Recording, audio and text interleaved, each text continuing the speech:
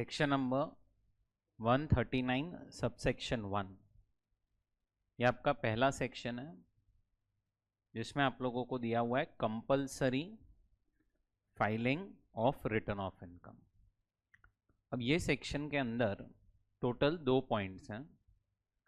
पहला point, assessees for home return filing is compulsory, and second, due date क्या होगी return filing की। सो आपको कब रिटर्न फाइल करना पड़ेगा और डेट क्या होगी रिटर्न फाइलिंग की। अगर आप ये 8 पॉइंट्स में से कहीं पे भी फॉल हो जाते हो तो आप लोगों को रिटर्न फाइलिंग जो है वो क्या हो जाएगा, कंपल्सरी हो जाएगा। सो अगर ये 8 पॉइंट में आप कहीं पे भी फॉल हो गए then return filing is compulsory. चलो स्टार्ट करते हैं। फर्स्ट पॉइंट देखो क्या लिखा है।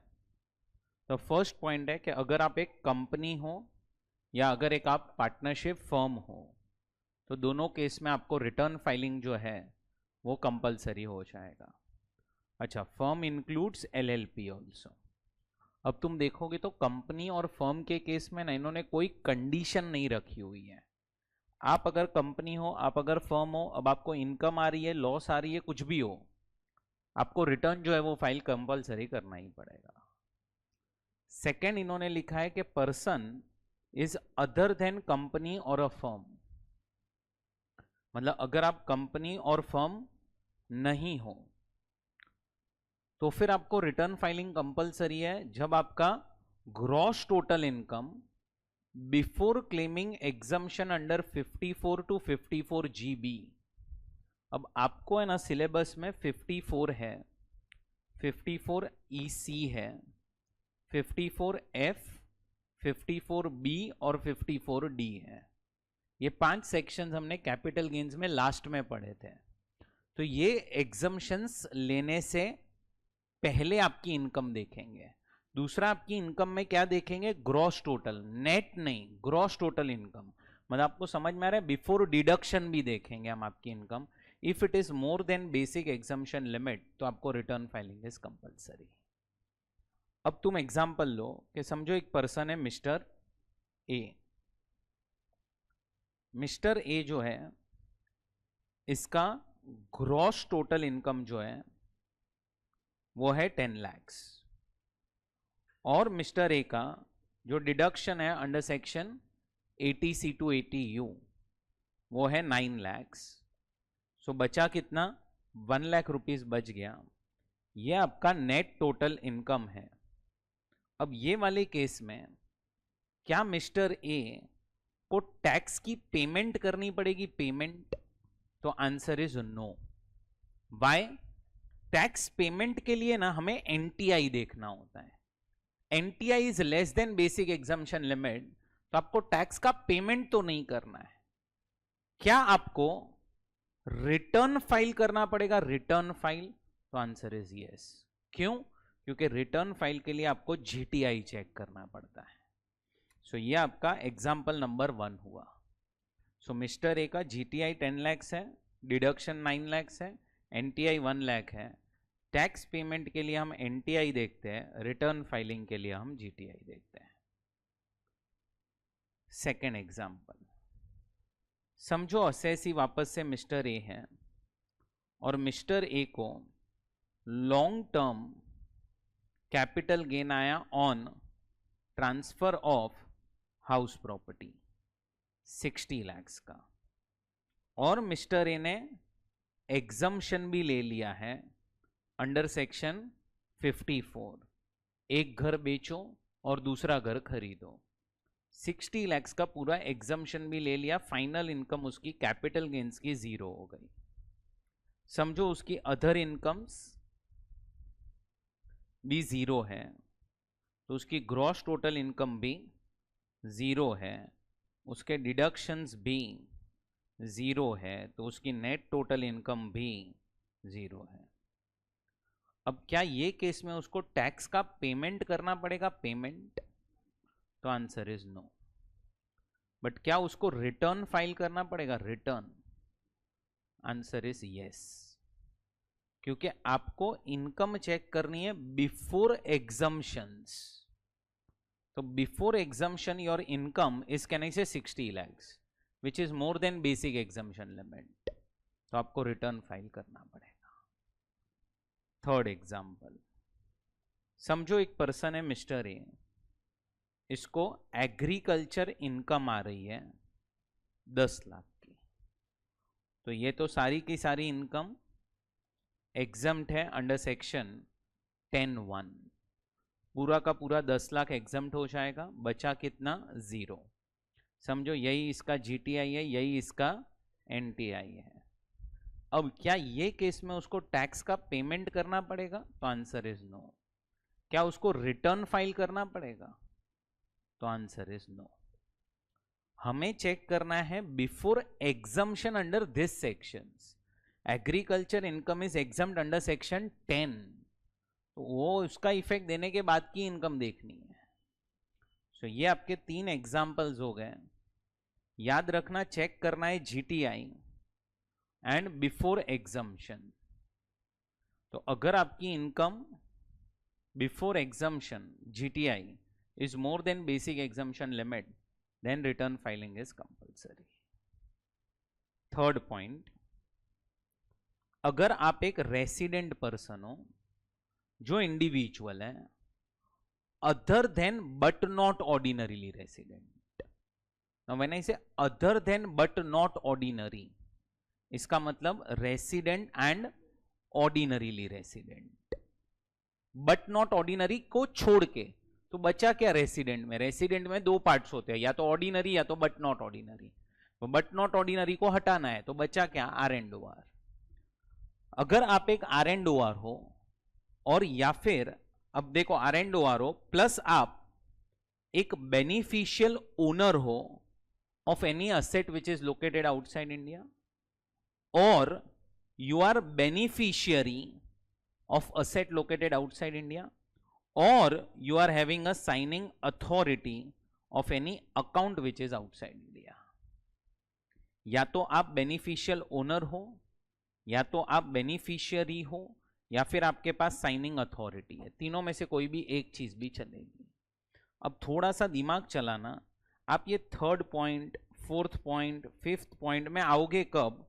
तो आप ये सारे पॉइंट्स में तभी आओगे जब आप फर्स्ट और सेकेंड में कवर्ड नहीं हो। अरे भाई फर्स्ट सेकंड में कवर हो गया, अगर पता चल रहा है उधर से ही रिटर्न फाइलिंग इज कंपलसरी, तो आगे बढ़ी मत। आगे बढ़ना कब है? जब आप फर्स्ट और सेकंड में कवर्ड ना हो तब आगे बढ़ना है। तो अगर आप थर्ड पॉइंट में फॉल हो गए, मतलब क्या? आप कौन होने चाहिए? R and O R. या तो आप बेनिफिशियल ओनर हो of asset located outside India, या फिर आप बेनिफिशियरी हो of asset located outside India, या फिर आपके पास साइनिंग अथॉरिटी। अच्छा, तीनों चीजें चाहिए कि तीनों में से कोई भी एक? कोई भी एक, क्योंकि वर्ड क्या है? और। अब क्वेश्चन आता है कि सर इसका मतलब क्या? देखो एग्जाम्पल लो, समझो देव, आपने एक प्रॉपर्टी या असेट में पैसा इन्वेस्ट किया है जो कहां पे है? Outside India. और फिर देव आपने यही असेट ट्रांसफर कर दिया किसको? आर्यन को। और ये जो ट्रांसफर हुआ है ना, दैट इज इररिवोकेबल। मतलब आपने आर्यन को असेट भी दे दिया और आपने आर्यन को कंट्रोल भी दे दिया। तो अब जो पर्सन असेट के अंदर पैसा इन्वेस्ट करता है ना, इन्वेस्ट, आपने इन्वेस्ट किया, तो आपको हम बोलेंगे कि यू आर बेनिफिशियल ओनर। और आर्यन आपको ये असेट से बेनिफिट्स मिल रहे हैं, तो इसीलिए आपको हम बोलेंगे बेनिफिशियरी। जो पर्सन असेट के अंदर पैसा इन्वेस्ट करता है उसको हम बोलते हैं बेनिफिशियल ओनर, एंड जिसको बेनिफिट्स मिलते हैं उसको हम बोलते हैं बेनिफिशियरी। अब समझो देव, आपकी जो इनकम है वो सिर्फ 2 लाख रुपया है, और आर्यन आपकी भी जो इनकम है वो भी 2 लाख रुपया है। मतलब आप दोनों की इनकम बेसिक एग्जम्पशन लिमिट से कम है। तो अब देव आपको भी रिटर्न ऑफ इनकम फाइल करना पड़ेगा, और आर्यन आपको भी रिटर्न ऑफ इनकम फाइल करना पड़ेगा। क्यों? क्योंकि मिस्टर ये जो देव है समझो वो R&OR है प्लस वो बेनिफिशियल ओनर है, और आर्यन आप भी R&OR हो और आप बेनिफिशियरी हो, आप दोनों को रिटर्न फाइल करना पड़ेगा even if your income is less than basic exemption limit. लेकिन अब इसमें और एक पॉइंट क्या आता है, फिफ्थ केस, समझो देव आपने पैसा इन्वेस्ट किया और आपने एक असेट खरीदा है आउटसाइड इंडिया। असेट खरीदा है कहां पे, आउटसाइड इंडिया, बराबर। आपने पैसा इन्वेस्ट किया और आपने पैसा ये असेट खरीदा है कहां पे, आउटसाइड इंडिया। तो देव आप क्या बन गए, बेनिफिशियल ओनर बन गए। बेनिफिशियल ओनर कौन होता है, जो पर्सन असेट में पैसा इन्वेस्ट करता है। फिर देव आपने क्या किया, यही असेट ट्रांसफर कर दिया मिसिस देव को, आपने अपनी स्पाउस को यह असेट ट्रांसफर कर दिया, तो वो क्या बन गई, बेनिफिशियरी बन गई आपकी स्पाउस। अब हम लोगों ने चैप्टर पढ़ा था एक, क्या, क्लबिंग ऑफ इनकम।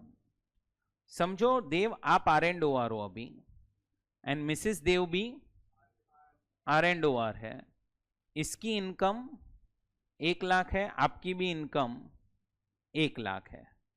अब आपके पास एक असेट है जो आउटसाइड इंडिया है, you are beneficial owner, she is beneficiary. Dev और मिसिस देव दोनों को रिटर्न फाइल करना पड़ेगा, लेकिन मिसिस देव की जो इनकम है that is income of beneficiary, as per can I say clubbing provisions, it will get included in the income of beneficial owner. तो जब बेनिफिशियरी की इनकम बेनिफिशियल ओनर में इंक्लूड हो जाएगी ना, तो बेनिफिशियरी को रिटर्न फाइल करने की जरूरत नहीं है, सिर्फ इसको ही रिटर्न फाइल करना पड़ेगा। तो जब income of beneficiary is included in the income of beneficial owner, then beneficiary is not required to file return. यहां पे अगर आर्यन को आप रिवोकेबल ट्रांसफर करते ना, रिवोकेबल, तो वापस से कहना से आर्यन की इनकम आप में क्लब हो जाती, तो आर्यन आपको नहीं फाइल करना पड़ता रिटर्न। सो या तो आप बेनिफिशियल ओनर हो, या तो आप बेनिफिशियरी हो, या फिर आपके पास क्या है, साइनिंग अथॉरिटी है। साइनिंग अथॉरिटी मतलब क्या, कोई भी अकाउंट का साइनिंग अथॉरिटी, बैंक अकाउंट हो गया, डीमैट अकाउंट हो गया, कोई भी अकाउंट जो आउटसाइड इंडिया है उसका साइनिंग अथॉरिटी आपके पास है। नीचे आपको नोट नंबर 1 में दिया है, who is beneficial owner, the one who has invested in the asset, and second who is beneficiary, the one who gets benefits from the asset. Note number 2 देखो, if income of beneficiary is included in the income of beneficial owner, then beneficiary is not required to file return of income. So ये आपके पहले 3 point complete हो गए। Company firm को return filing is compulsory, person is other than company और a firm जिसका gross total income, और net नहीं है, gross total income before claiming exemption under 54 to 54 GB is more then basic exemption limit. Third, आप R&OR हो, अब या तो आप बेनिफिशियल ओनर हो of any asset located outside India, या तो आप बेनिफिशियरी हो of any asset located outside India, या फिर आपके पास साइनिंग अथॉरिटी है of any account which is outside India. अब नेक्स्ट पॉइंट देखो, फोर्थ पॉइंट, वापस से इतना समझना, ये 4th 5th 6th 7th 8th point में तुम कब आओगे, जब फर्स्ट 3 में कवर्ड नहीं हो।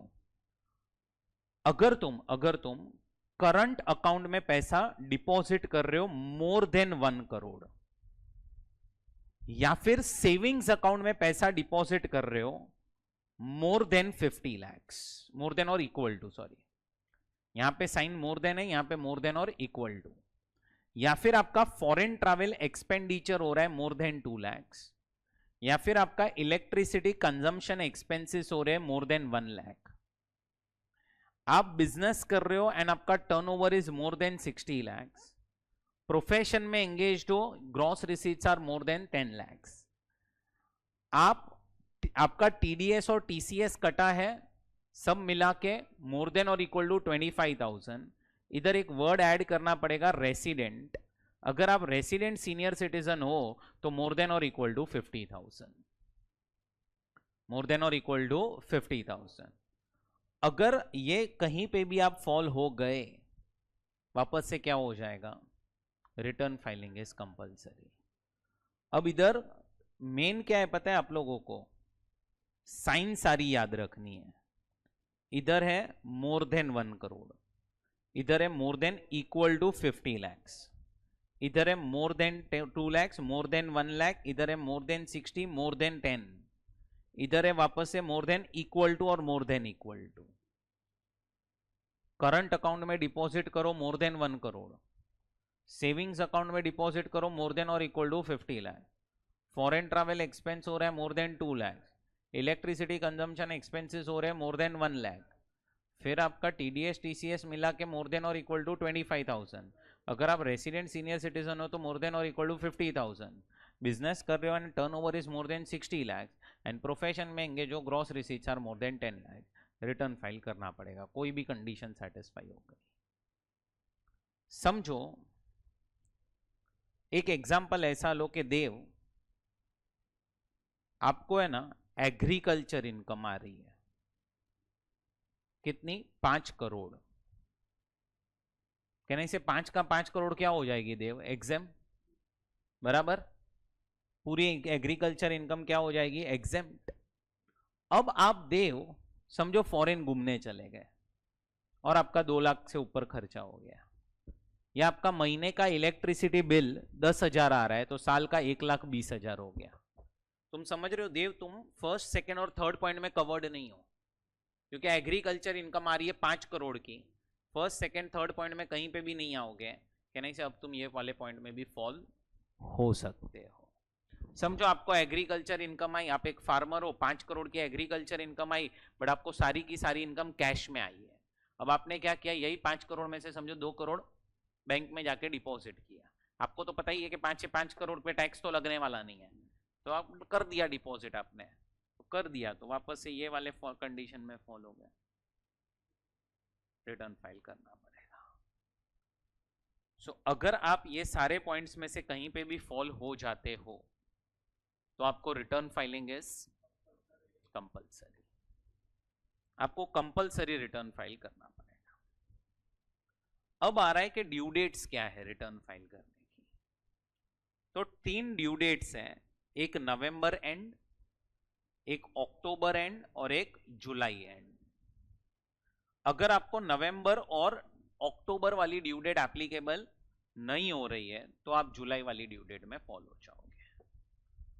सो अब पहला इधर कौन आ रहा है, कोई भी person who is required to furnish report under section 92E, जिसको हम बोलते हैं transfer pricing report, transfer pricing report, audit भी बोलते हैं हम उसको, ट्रांसफर प्राइसिंग ऑडिट।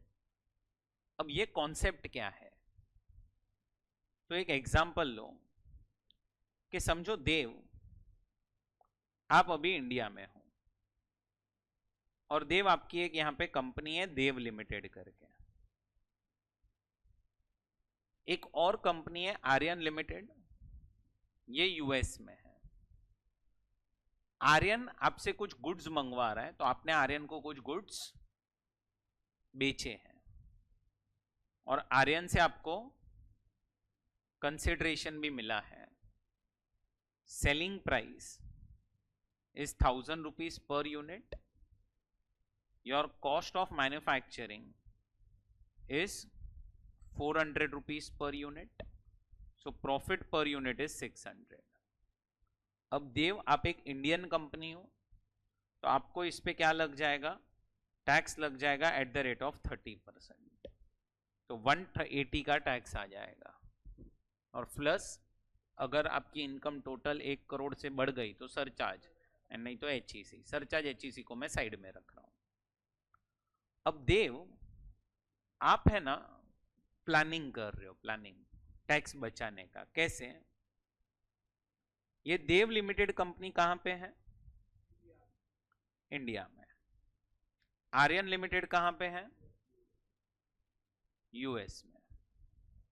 अब देव आपने क्या किया पता है? आपने खुद ने ही एक एक्स लिमिटेड कंपनी बनाई। आपकी कंपनी है, मतलब जो मैनेजमेंट डी लिमिटेड का है सेम मैनेजमेंट एक्स लिमिटेड का है, बट ये कंपनी आपने बनाई है इन यूएई। आर्यन लिमिटेड आपको जो ऑर्डर प्लेस कर रहे हैं ना, आप ट्रांजैक्शन ऐसा दिखा रहे हो कि आर्यन लिमिटेड ने ऑर्डर एक्स लिमिटेड को दिया है, एक्स लिमिटेड ने ऑर्डर आपको दिया है, तो आप गुड्स किसको दोगे? एक्स लिमिटेड को दोगे, और एक्स लिमिटेड गुड्स आर्यन को देगा। अच्छा, ये कंपनी किसकी है? आपकी है देव। अब आपका जो मैन्युफैक्चरिंग कॉस्ट था वो तो 400 रुपया था पर यूनिट, बट अब एक्स लिमिटेड को आपने बेचा 500 रुपये में, तो इधर से 500 आया सेलिंग प्राइस, कितने का प्रॉफिट आपने बुक कर दिया? 100 रुपया पर यूनिट बुक कर दिया। आर्यन को आपने एक्स लिमिटेड ने 1000 में बेच दिया। अब एक्स लिमिटेड का प्रॉफिट कितना आया? तो एक्स लिमिटेड का selling price is 1000, X limited की cost is 500, so total is 500 का प्रॉफिट। दोनों का जरा प्रॉफिट ऐड करो, 600 ही हुआ। अब इधर है ना, इंडिया में ये डी लिमिटेड को टैक्स लगा एट द रेट ऑफ 30%, जो आ गया 30, और दुबई में तो टैक्स ही नहीं है। अब पूरा अरेंजमेंट करके देव ने क्या कर लिया? कैसे टैक्स बचा लिया? उसने एक कंपनी इनकॉर्पोरेट कर दी, कहां पे? यूएई में, और उसको इनकम ट्रांसफर कर दी। जिधर 600 रुपए का प्रॉफिट आ रहा था देव को, देव ने क्या कर दिया? उधर 100 रुपए का प्रॉफिट कर दिया। बैठ रहा है दिमाग में आपके? तो अब गवर्नमेंट को भी पता है कि लोग ऐसा करेंगे।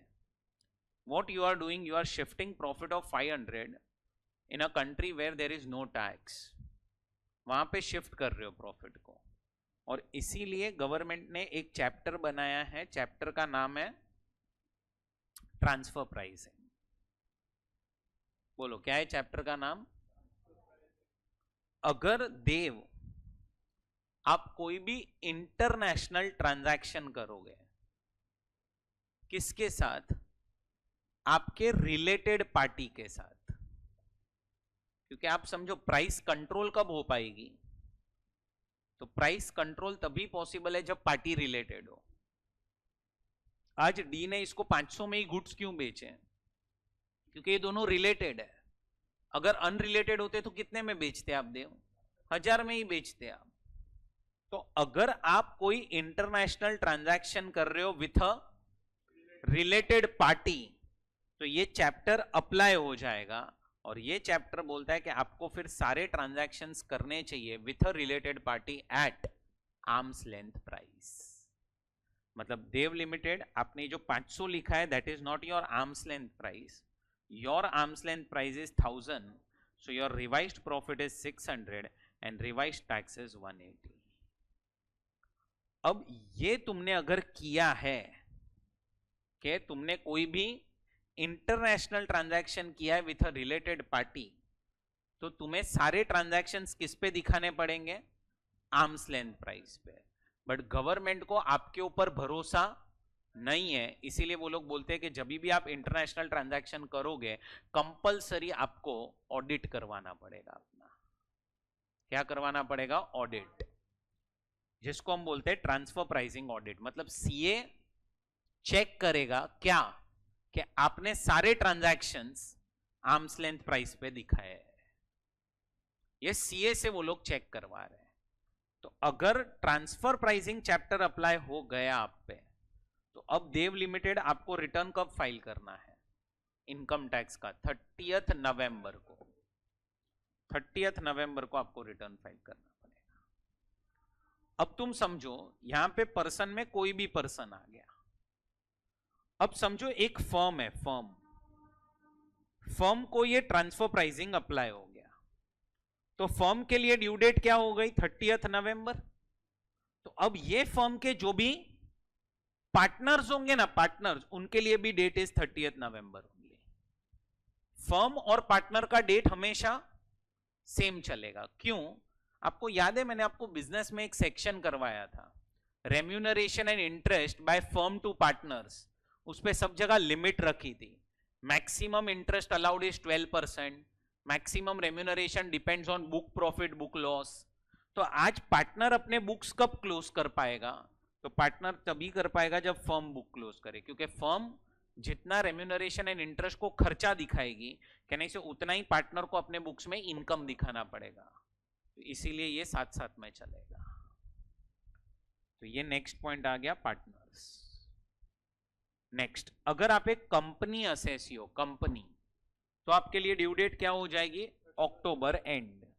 बट यस, अगर एक कंपनी ने इंटरनेशनल ट्रांजैक्शन किया तो, कंपनी ने इंटरनेशनल ट्रांजैक्शन किया तो नवंबर। मतलब अगर किसी को भी ट्रांसफर प्राइसिंग अप्लाई हो गया तो नवंबर, नहीं हुआ तो फिर सेकंड में आना है। अक्टूबर में कंपनी हमेशा, मतलब कंपनी को कभी भी जुलाई वाली डेट नहीं आएगी।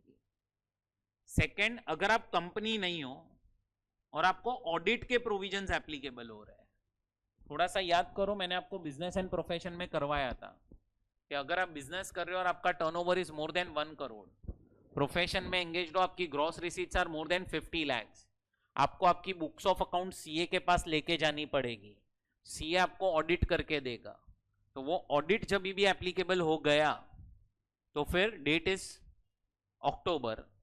अगर एक फर्म है जिसको ऑडिट अप्लाई हुआ तो फर्म के लिए डेट इज 31st अक्टूबर, तो उसके जितने भी पार्टनर्स है उनके लिए भी 31st अक्टूबर।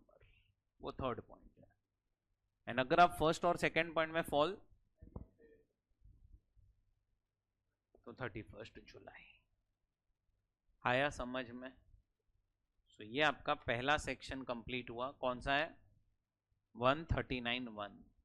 कौन कौन से असेसीज को रिटर्न फाइलिंग इज कंपलसरी, वो यहां पे दिया है। चलो अब आप लोग ये जो एग्जांपल्स दिए मैंने 5, ये लिख लीजिए।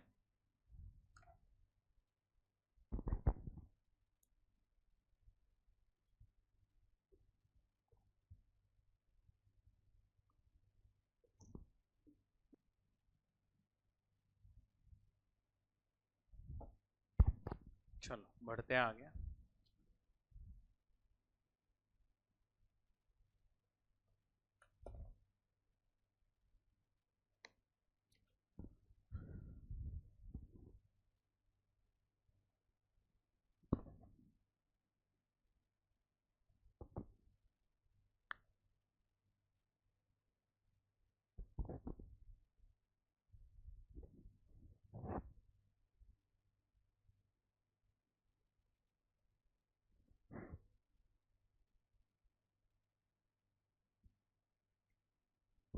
अब फ्रेंड्स, ये अपना पहला सेक्शन कंप्लीट हुआ। दूसरे सेक्शन पे जाते हैं। क्या है? 139(3), red with section number 18, return of loss. अब ये सेक्शन में क्या दिया है? अगर आप लोगों को लॉस आता है, लॉस, क्या करते हो आप लोग? पहले वो लॉस को सेट ऑफ करते हो, और अगर सेट ऑफ नहीं हुआ तो कैरी फॉरवर्ड। अब 139(3), रेड विथ सेक्शन नंबर 80, इसमें क्या लिखा है?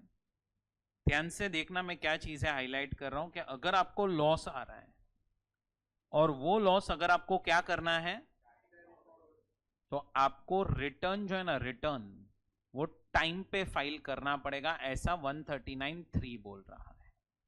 मतलब टाइम पे, मतलब as per the time given under 139(1). अगर आपको क्या आ रहा है बोलो वापस से, और क्या करना है वो लॉस को, तो आपको रिटर्न टाइम पे फाइल करना पड़ेगा। तो इन शॉर्ट, जो रिटर्न आप फाइल करोगे अंडर 139(3), वो और कुछ नहीं है, दैट इज 139(1) रिटर्न ओनली। मतलब आपको रिटर्न टाइम पे फाइल किया तो ही लॉस क्या करने मिलेगा? Carry forward.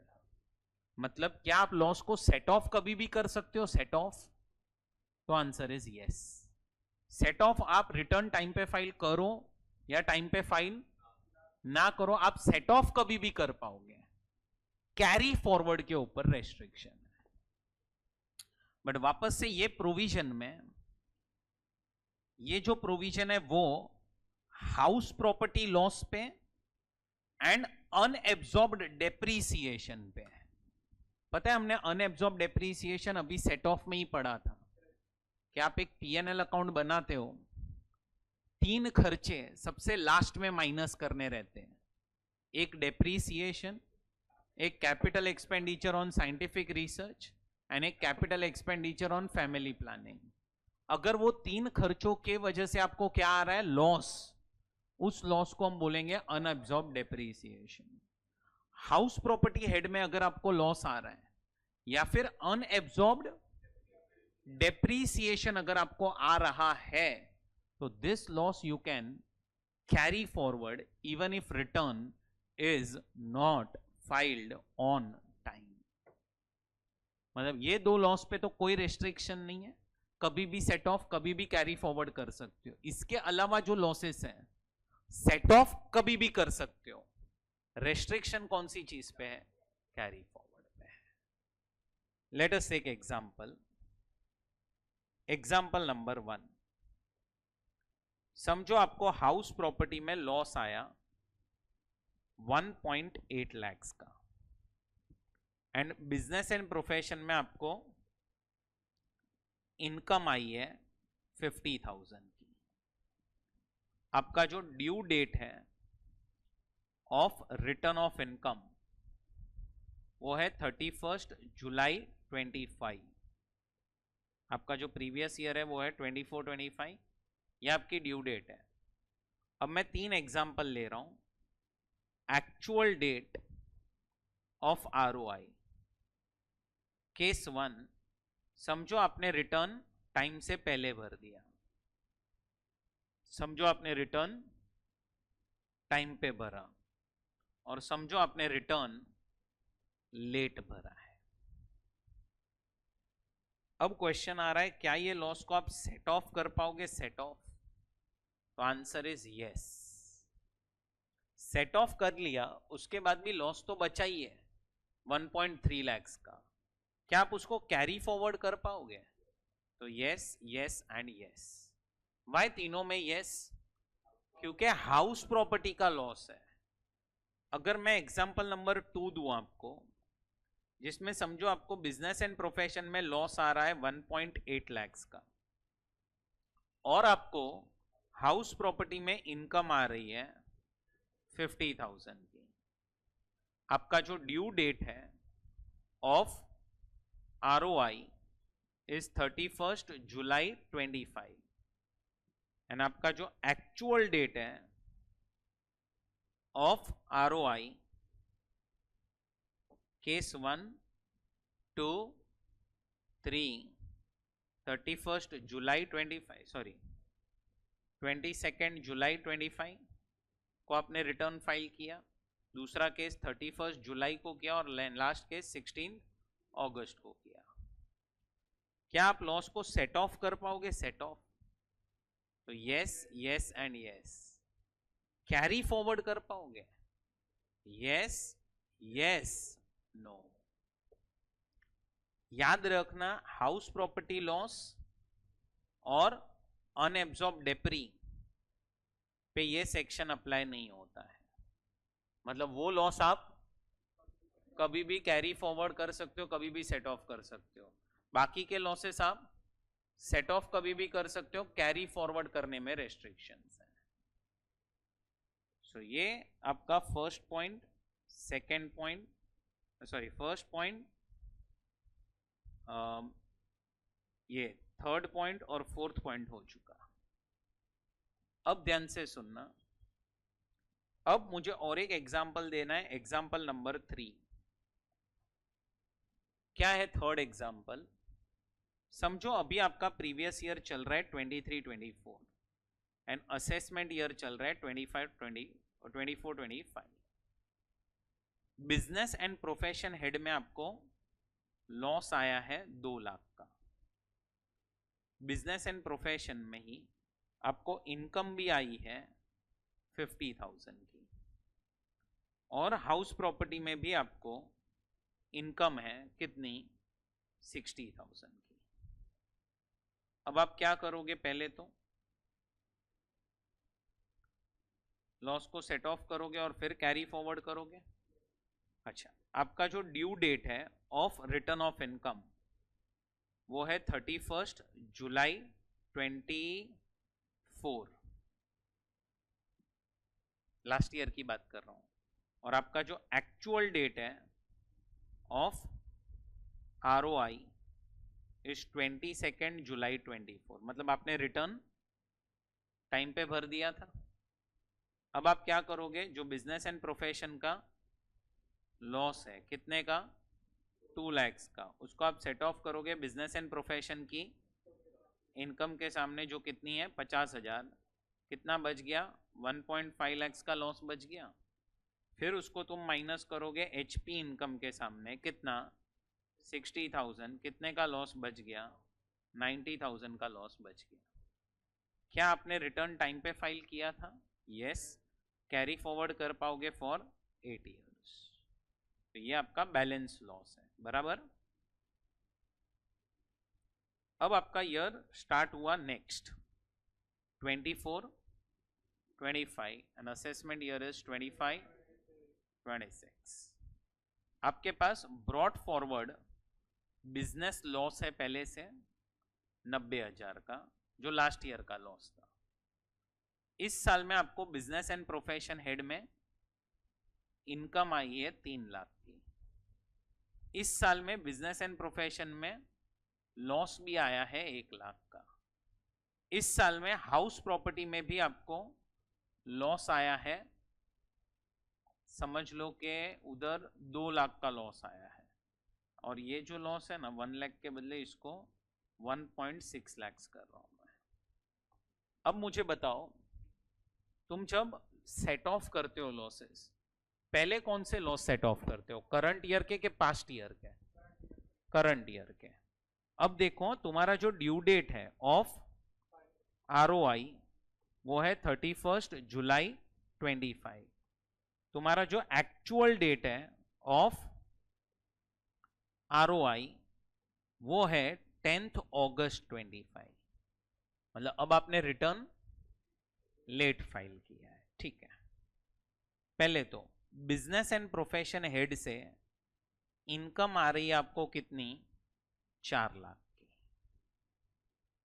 सॉरी 3 लाख। एक काम करते हैं, इसको 4 कर देता हूं मैं, 4 लाख की इनकम है, बराबर। इसके सामने पहले क्या सेट ऑफ करोगे, पहले बिजनेस लॉस सेट ऑफ करोगे, कितना 1,60,000, कितना बच गया 2 लाख। अब क्या सेट ऑफ करोगे, हाउस प्रॉपर्टी लॉस, कितना, हाउस प्रॉपर्टी लॉस अगर 2,50,000 होता तो भी 2 लाख ही होता, 40,000 बच गया अभी भी इनकम। अब ये 40 के सामने तुम लास्ट ईयर का बिजनेस लॉस लेके आओगे, तो ब्रॉड फॉरवर्ड बिजनेस लॉस कितना 90। अभी भी तुम्हारा क्या बच गया, लॉस बच गया 50 का। क्या ये लॉस अब कैरी फॉरवर्ड करने मिलेगा, तो आंसर इज यस, मिलेगा। वाई, ये लॉस कौन से ईयर का है, पहले मुझे वो बताओ, करंट ईयर का है कि लास्ट ईयर का। क्या उस साल का रिटर्न टाइम पे फाइल हुआ था, बस खत्म। अब वो लॉस आप कैरी फॉरवर्ड कर सकते हो 8 साल के लिए। मतलब मैं आपको क्या सिखाना चाहता हूं, हर साल रिटर्न टाइम पे फाइल करने की जरूरत नहीं है। जिस साल में लॉस आया है ना, उस साल का रिटर्न टाइम पे फाइल होना चाहिए। तो आपने लास्ट ईयर का रिटर्न तो टाइम पे फाइल किया ही था। हाँ समझो, एग्जाम्पल लो कि अगर आपको यहां पे लॉन्ग टर्म कैपिटल लॉस होता 60,000 का, तो ये जो लॉन्ग टर्म कैपिटल लॉस होता ना, वो आप कैरी फॉरवर्ड नहीं कर सकते थे, क्योंकि वो करंट ईयर का लॉस है। और लॉन्ग टर्म लॉस दूसरी इनकम के सामने सेट ऑफ भी नहीं हो सकता। आया समझ में? सो ये आप लोगों का सेकेंड पॉइंट जो पेंडिंग था। अगर आपको कोई बोले कि आपने रिटर्न फाइल किया है अंडर 139(3), तो इट मीन्स आपने रिटर्न फाइल किया अंडर 139(1) ओनली, क्योंकि 139(3) का रिटर्न क्या होगा, जो टाइम पे फाइल किया होगा वो। अब आ रहा है नेक्स्ट प्रोविजन, और एक दो प्रोविजन डिस्कस करते फिर साथ में लिख लेंगे। 139(4) करके है। क्या है 139(4)? अगर आपने अपना रिटर्न लेट फाइल किया, लेट, उस रिटर्न को हम क्या बोलेंगे? बिलेटेड रिटर्न, क्योंकि रिटर्न लेट हो चुका है। बट अब बिलेटेड रिटर्न भी जब आप फाइल करोगे ना, तो बिलेटेड रिटर्न का भी एक टाइम लिमिट है। ऐसा नहीं कि आप कभी भी उठ के रिटर्न फाइल करो। बिलेटेड रिटर्न का एक टाइम लिमिट है। अब इधर गड़बड़ मत करना, बराबर से समझना। टाइम लिमिट मतलब ये टाइम तक आपने फाइल कर दिया तो it is considered as valid belated return, और ये टाइम के बाद किया ना तो ऐसा ही समझेंगे कि आपने रिटर्न फाइल ही नहीं किया है। तो अब दो टाइम लिमिट्स हैं, दोनों में से आपको सिलेक्ट क्या करना है? Whichever is earlier, whichever is earlier. अब पहला टाइम लिमिट क्या है? पहला time limit 3 months prior to the end of assessment year. So आपका प्रीवियस ईयर कौन सा है पहले वो बताओ। इसका असेसमेंट ईयर कौन सा? एंड ऑफ असेसमेंट ईयर मतलब 31 March 26। 3 months प्रायर, इसका मतलब ये डेट हमेशा 31 December 25 होगी। ईयर चेंज हो सकता है अगर आपका प्रीवियस ईयर चेंज हुआ तो। So 31 December 25 is your first date. But आपको ध्यान से सुनना, ये डेट क्या है? 3 months prior to the end of assessment year, बराबर। और एक डेट है, दोनों में से सिलेक्ट कौन सी करनी है? सेकेंड डेट है before completion of assessment, full stop. Before completion of. अब आप क्या करते हो पता है? आप इधर पीछे ईयर चिपका के आ जाते हो। आपको लगता है कि मैंने इनकम्प्लीट सीखा है, तो इसीलिए आप उधर ईयर चिपका देते हो लास्ट में। It is not assessment year. बेवड़े, अगर असेसमेंट ईयर होता तो तुम्हें समझ में आता है फर्स्ट वाला ही डेट अर्लियर आता हमेशा। It is assessment. असेसमेंट का मतलब है assessment bye income tax department. मतलब अगर ये डेट के पहले, कौन सी डेट?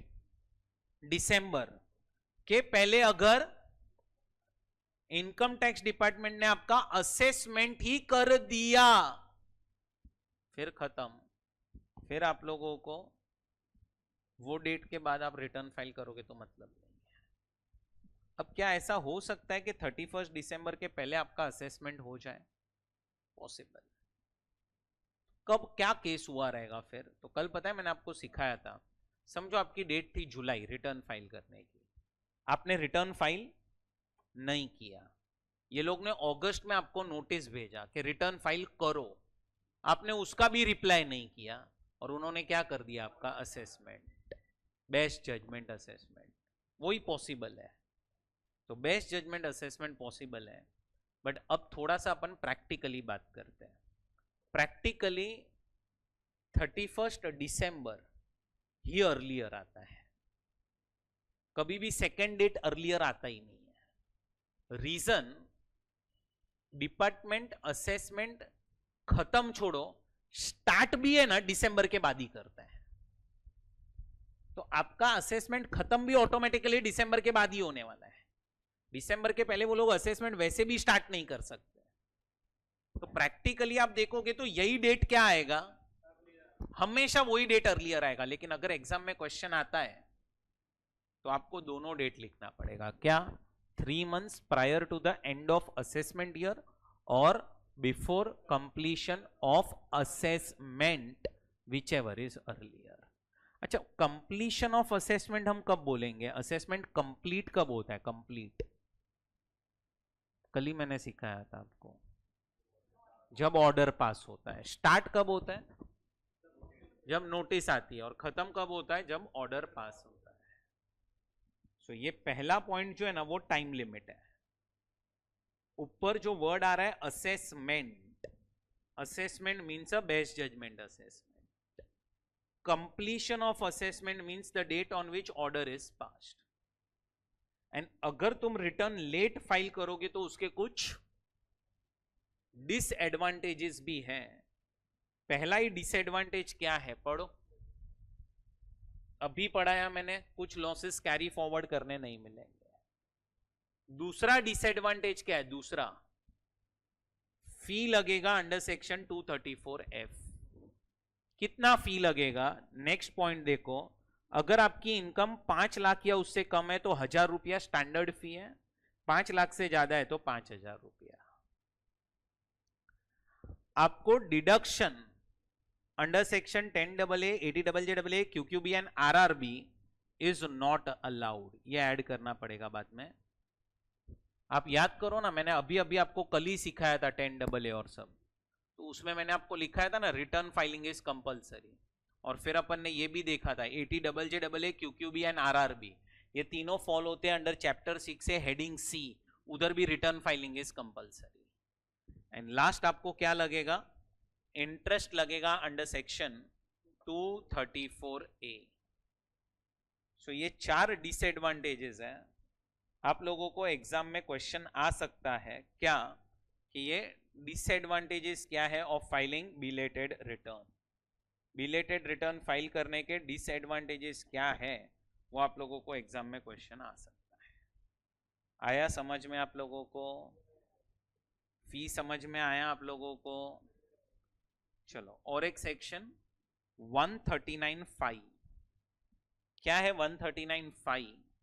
Revised return. अब रिवाइज रिटर्न मतलब क्या? अगर आपने पहली बार एक रिटर्न फाइल कर दिया है, बट समझो वो रिटर्न में कुछ चीजें आपने नहीं लिखी या कुछ गलत चीजें लिख दी है, तो आप उसको क्या कर सकते हो? रेक्टिफाई कर सकते हो।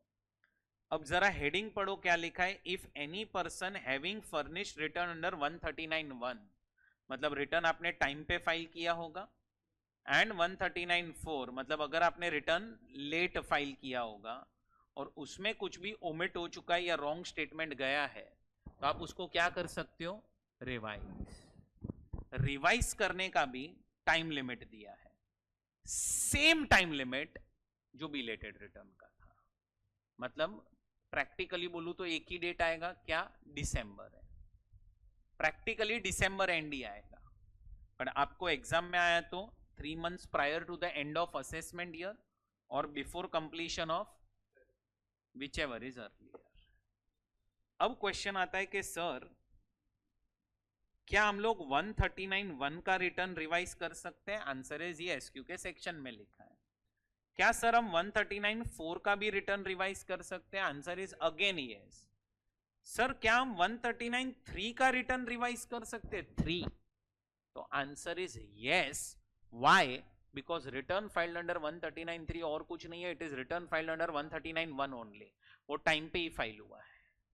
अच्छा सर, हमें और एक डाउट है, हमने एक रिटर्न फाइल किया, उसमें गलती हो गई, उसको रेक्टिफाई किया, अब वो रेक्टिफाइड रिटर्न में भी गलती हो गई, तो क्या रिवाइज रिटर्न को भी रिवाइज कर सकते हैं? Answer is yes. 31 दिसंबर तक रोज रिवाइज करो, चलेगा। सो इवन 139(5) का जो रिटर्न है ना, all this returns can be revised. बराबर। अब मैं आपको बताता हूं प्रैक्टिकली क्या होता है। थोड़ा सा है ना, लोग प्लानिंग भी करते हैं इसमें। कैसे?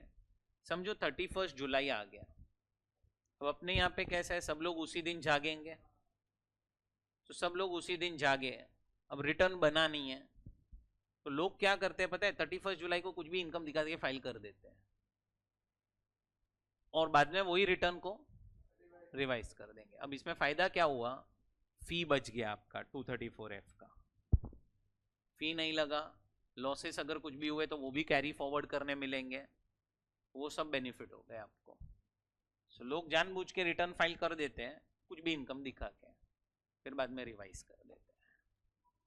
सो ये कौन सा सेक्शन है? 139(5), दैट इज रिवाइज्ड रिटर्न।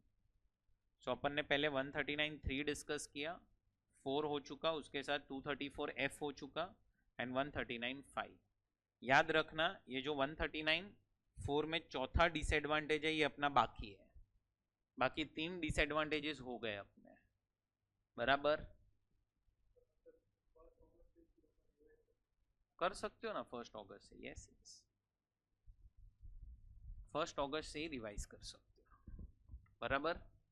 पहले आप लोग 139(3) लिखेंगे, फिर मैंने इस पे आपको 3 एग्जाम्पल्स दिए वो लिखेंगे, फिर 139(4), 234(f) और 139(5).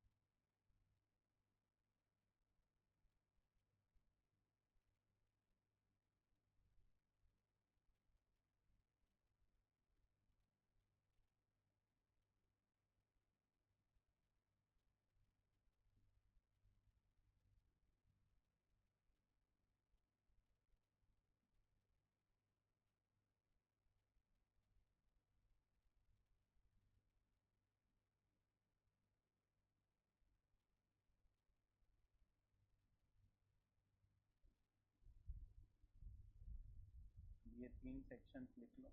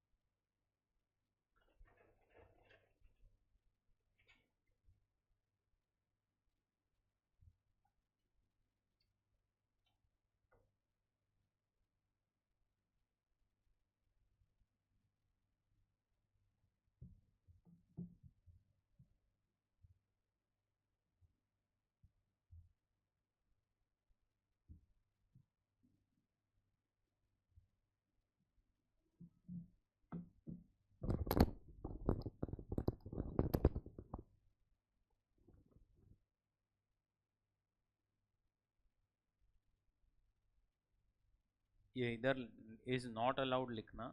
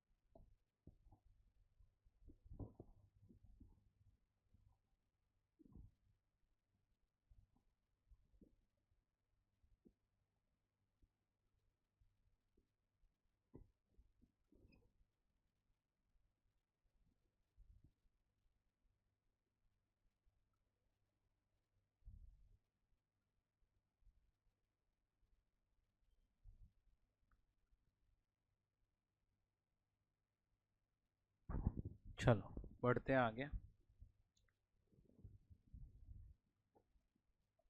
अब नेक्स्ट जो प्रोविजन हमें डिस्कस करना है, इस पे आप लोगों को एमसीक्यू भी आ सकता है।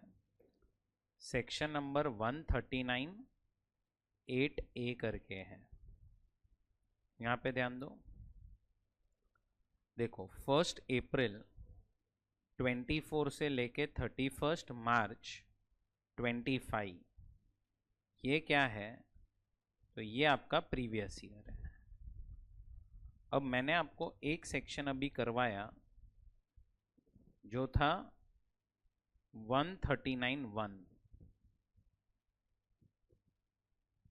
जिसमें आपको 3 ड्यू डेट दी गई थी, 31 जुलाई, 31 अक्टूबर एंड 30 नवंबर। ये आपका 139(1) का टाइम लिमिट है। मतलब अगर आपको रिटर्न टाइम पे फाइल करना होगा तो ये डेट है। यहां से हम थोड़ा सा और आगे बढ़ेंगे तो हमें और एक डेट मिलती है 31 दिसंबर 25। ये डेट है अगर आप अपना रिटर्न लेट फाइल करते हो तो, या फिर अगर आप अपना रिटर्न चेंज करना चाहते हो तो, रिवाइज करना चाहते हो तो। अब क्या नहीं से दिसंबर के बाद तो अपने पास कोई ऑप्शन ही नहीं थे। अब हुआ ये, समझो कि देव आपने एक 10 लाख रुपए की चोरी की है और आपने रिटर्न फाइल कर दिया।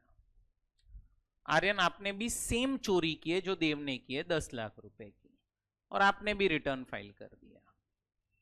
अब दिसंबर डेट जा चुका है और आर्यन आपको इनकम टैक्स डिपार्टमेंट ने भेजा है एक नोटिस। आपको इनकम टैक्स डिपार्टमेंट ने भेजा है एक नोटिस कि आर्यन आपने चोरी की है, ऐसा हमें लग रहा है, इसीलिए हम आपका असेसमेंट स्टार्ट कर रहे हैं। अब आप दोनों कौन हो? फ्रेंड्स हो।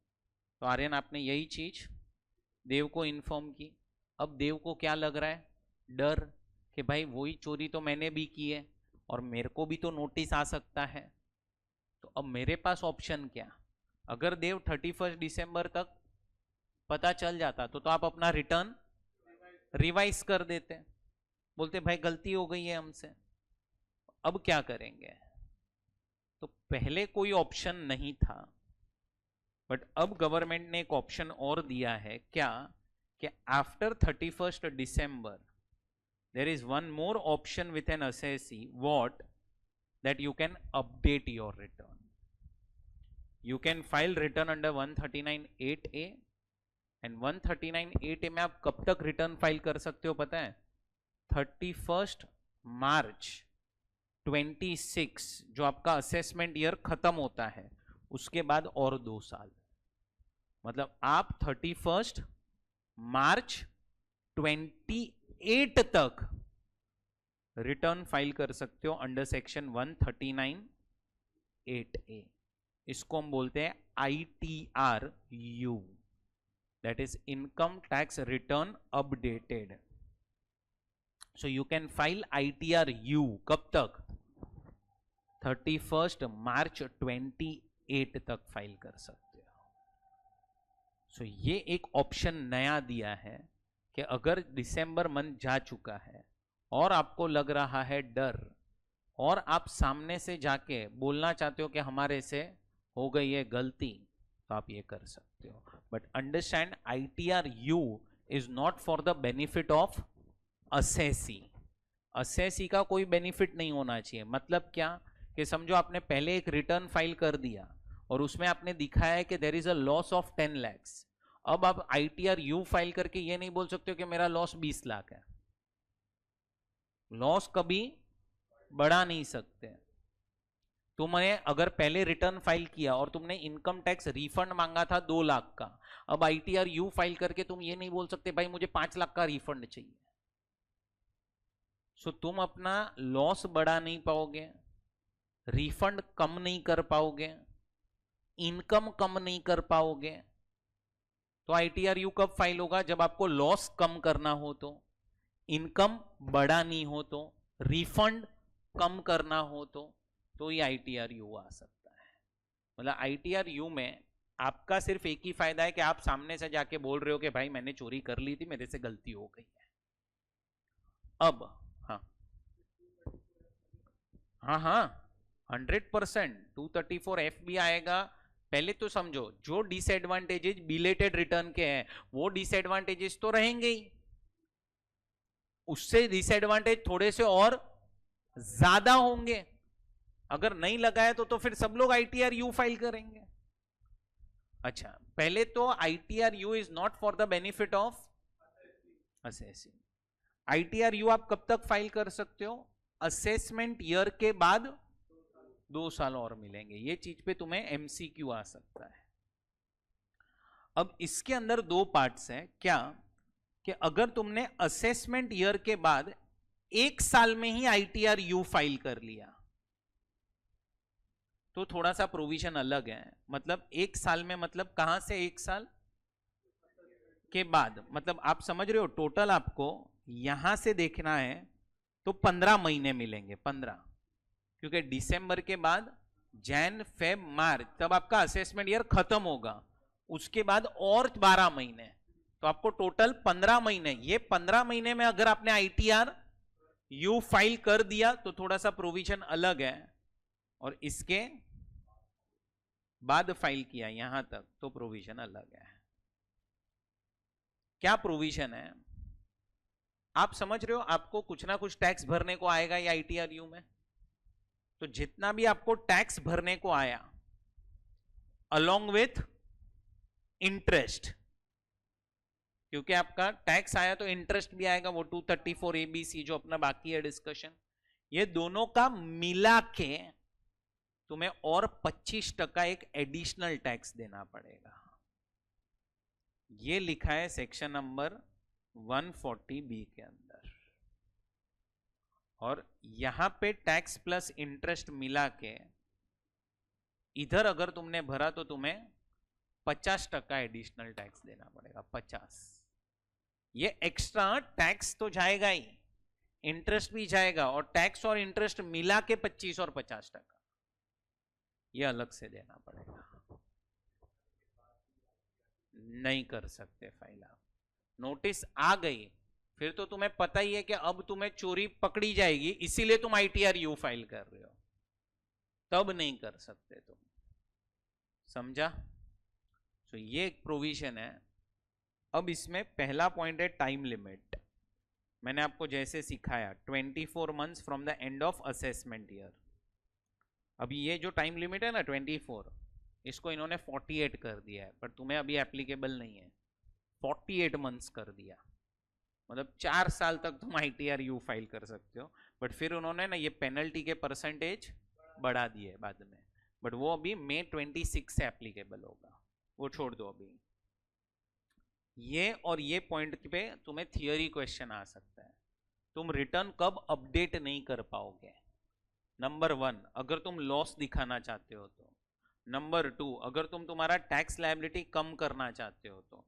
नंबर 3, अगर तुम अपना रिफंड बढ़ाना चाहते हो या रिफंड मांगना चाहते हो तो तुम अपडेट नहीं कर सकते। ये चीज को भी तुम ऊपर क्लब कर सकते हो, थर्ड पॉइंट को भी ऊपर क्लब कर सकते हो। क्या एक बार तुमने रिटर्न को अपडेट कर दिया तो वापस अपडेट नहीं कर सकते? मतलब जैसे अभी थोड़ी देर पहले मैंने आपको सिखाया, revise return can be revised again, updated return can not be updated. ये पॉइंट आर्यन आपने जो बोला वो, कि एक बार नोटिस आ गया ना खत्म, then you can not update. मतलब आपका assessment, reassessment, compute, recomputation is pending और कंप्लीटेड। इन शॉर्ट, पेंडिंग कब होगा?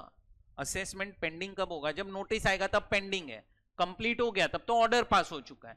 तो किसी भी साल का असेसमेंट स्टार्ट हो गया ना, स्टार्ट हुआ खत्म, now you can not update the return, क्योंकि वो स्टार्ट भी होने वाला और कंप्लीट भी होने वाला ही है कभी ना कभी।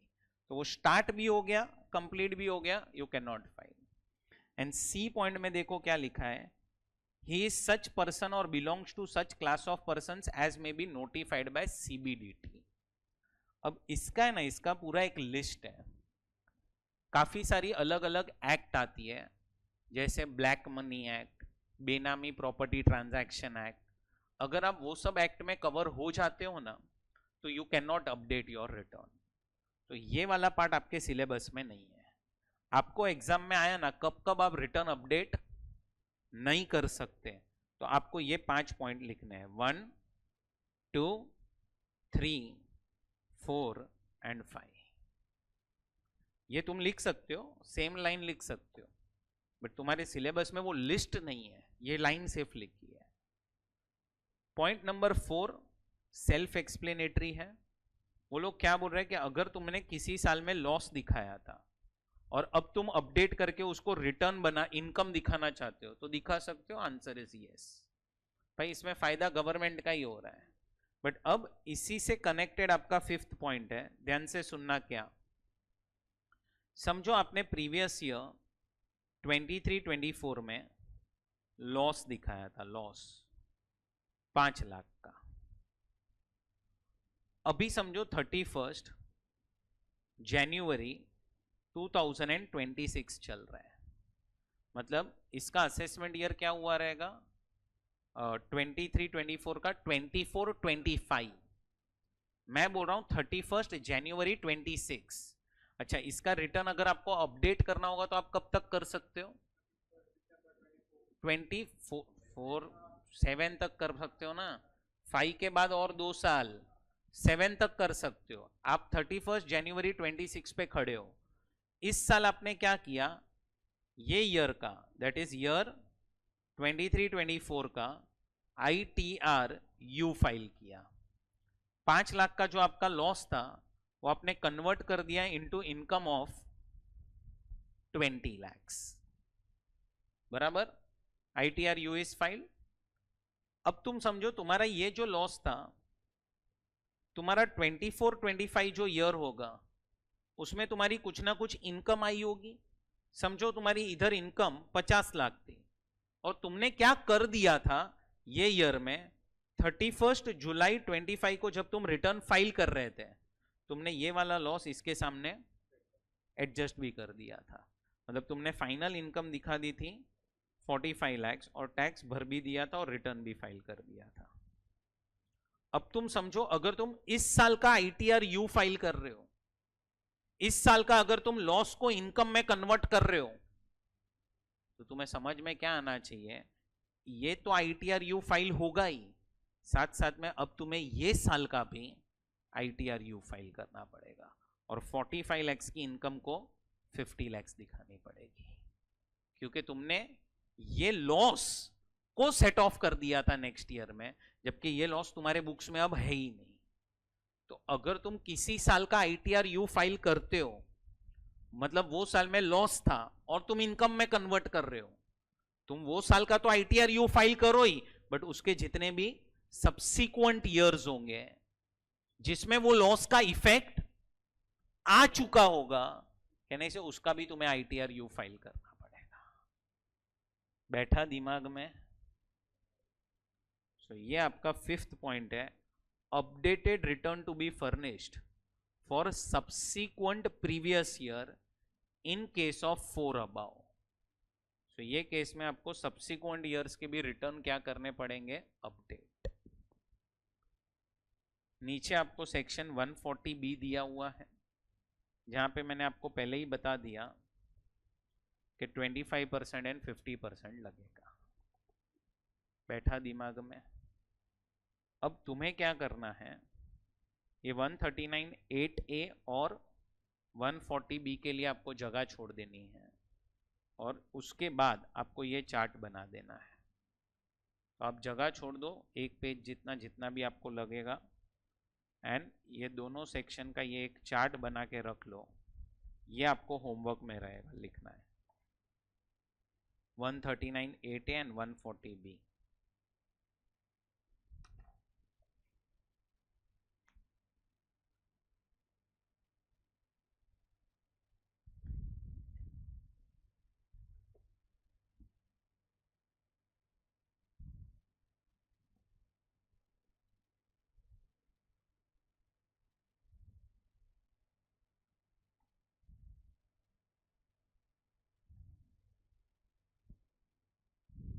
डन।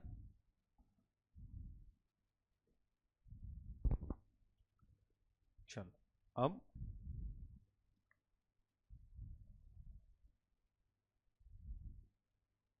ये जो सेक्शन है 139(9), क्या है ये? Defective return.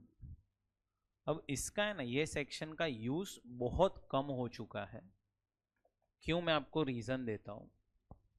पहले रिटर्न्स जब फाइल होते थे ना, तो आईटीआर का एक फॉर्मेट होता है जो आप नेट पे भी देख सकते हो, तो वो सारी चीजें आपको भरनी रहती है। अब तुमने जो आईटीआर में भरा ना, उसका तुम्हें सपोर्टिंग भी पहले देना पड़ता था। मतलब क्या?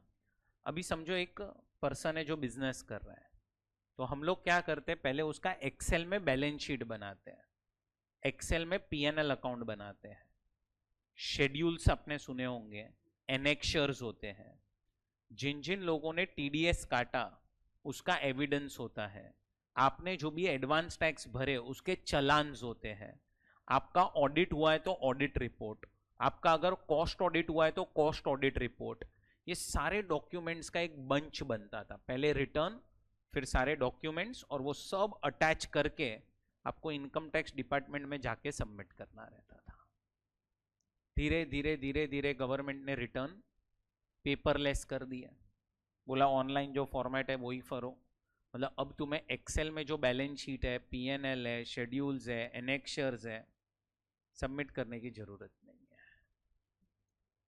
तो अब होता क्या था कि आपने रिटर्न भरा, समझो रिटर्न के अंदर कुछ आपकी चीजें मिस हो गई, कुछ आपने स्टेटमेंट्स या कुछ चीजें जो फिल करनी थी वो नहीं की, या फिर रिटर्न के साथ साथ आपने balance sheet, PNL, tax audit report, cost audit report, TDS के जो प्रूफ है, एडवांस टैक्स के पेमेंट्स के चलान्स है, वो सब अटैच नहीं किए, तो हम रिटर्न को क्या मानते थे? डिफेक्टिव। अब डिफेक्टिव अगर रिटर्न होगा तो यहां पे इनकम टैक्स डिपार्टमेंट आपको 15 दिन का टाइम देगा। 15 दिन में आपको आपका डिफेक्ट क्या करना पड़ेगा? रेक्टिफाई। अगर आपने 15 दिन में अपना डिफेक्ट रेक्टिफाई कर दिया तो आपका जो रिटर्न है वो वैलिड माना जाएगा, नहीं तो they may treat your return as invalid. क्या सर ये 15 दिन का टाइम हम एक्सटेंड करवा सकते हैं? तो आंसर इज यस। तो जैसे ही आपको एक पहले नोटिस आएगा डिफेक्टिव रिटर्न का, वो नोटिस आया ना, तो यू मेक एन एप्लीकेशन कि मुझे 15 दिन नहीं, मुझे 25 दिन का टाइम दो, या मुझे 15 दिन नहीं, मुझे 30 दिन का टाइम दो। तो वो लोग आपका रिटर्न में एक्सटेंशन भी दे सकते हैं। अब 15 दिन के बाद भी अगर आप रिटर्न फाइल करते हो, समझो आपको 15 दिन ही मिले, आपने एक्सटेंशन नहीं मांगा, 15 दिन में फाइल कर दिया तो वैलिड हो गया रिटर्न। 15 दिन के बाद किया तो they may treat return as invalid, compulsory नहीं है। क्या वो लोग आपका जो रिटर्न लेट फाइल किया डिफेक्टिव 15 दिन के बाद, उसको भी एक्सेप्ट कर सकते हैं? पॉसिबल। वो उनके ऊपर है, वो उनके पास पावर है। सो ये डिफेक्टिव रिटर्न का कॉन्सेप्ट है। आपके मॉड्यूल में अब सिर्फ ये 5 ही लाइन दी है, एक्चुअल सेक्शन तो बहुत बड़ा है। जितना मॉड्यूल में मैंने उतना ही कॉपी पेस्ट यहाँ पे किया हुआ है। आने के चांसेस मेरे हिसाब से बहुत कम, आया तो यही 5 पॉइंट्स है जो आपको याद रखने हैं। सो ये आपका 139 सेक्शन कंप्लीट हो गया, डिफेक्टिव रिटर्न। अब कौन सा सेक्शन आ रहा है? 139A। क्या है 139A? Permanent account number, pan. अब ये नंबर टोटल 10 डिजिट का होता है, 10 डिजिट का, और ये अल्फा न्यूमेरिक नंबर होता है, जिसमें आपको अगर आपका पैन याद हो तो देखो 4th लेटर आप में पी होगा, पी आप सबके पैन में अगर आपको याद हो तो। 5th लेटर जो है ना, वो आपके सरनेम का फर्स्ट वर्ड होगा। आपकी जो भी सरनेम है उसका जो ये 5th लेटर देखो, वो आपके सरनेम का फर्स्ट वर्ड होगा, बराबर। सो वो सब उसका नंबरिंग रहता है कि किस तरह से वो लोग ने नंबरिंग किया है। पी तो सब में रहेगा, 4th पी रहेगा, पी मतलब इंडिविजुअल। फिर ऐसा उन लोगों ने सबको अलग अलग अल्फाबेट्स असाइन किए हैं। फिर फिफ्थ लेटर सरनेम का फर्स्ट लेटर है, वैसा सब वो लोग असाइन करते हैं, ठीक है। तो ये 10 डिजिट का नंबर है। ये जो 10 डिजिट का नंबर होता है ना, ये पहले आपको लेना पड़ता है, उसके लिए एक फॉर्म भरना पड़ता है जो नाम है फॉर्म नंबर 49A करके। क्या है? 49A। तो ये फॉर्म है, रफली 200 रुपये में पेन बन जाता है, उससे ही कम रखता है चार्जेस, बट 49A करके फॉर्म है। अब ये सेक्शन में पहला पॉइंट हमें क्या पढ़ना है? पहला पॉइंट, किस किस को पेन कंपलसरी ऑब्टेन करना पड़ेगा। और दूसरा पॉइंट हमें पढ़ना है कि यहां पे आपको एक लिस्ट ऑफ ट्रांजैक्शंस दिए हैं, अगर तुम ये सारे ट्रांजैक्शंस में एंटर होंगे तो फिर आपको वो ट्रांजैक्शंस में पेन कोट करना पड़ेगा। ये 7 चीजें हैं जहां पे आपको पेन लेना ही पड़ेगा, मतलब आपको ये फॉर्म भर के अप्लाई करना पड़ेगा पेन के लिए, आपको एप्लीकेशन करनी पड़ेगी पेन की। और ये ट्रांजैक्शंस है, ये ट्रांजैक्शंस में अगर तुम एंटर करोगे तो तुम्हें पेन कोट करना पड़ेगा, मतलब आपको आपका पेन देना पड़ेगा वहां पे। अब अभी लास्ट जो एग्जाम गई उसमें यही चीज पे क्वेश्चन आया था कि कब कब आपको पेन कंपलसरी है ऑब्टेन करना। तो देखो पहला ही पॉइंट क्या आ रहा है, कोई भी पर्सन जिसकी total income is more then basic exemption limit.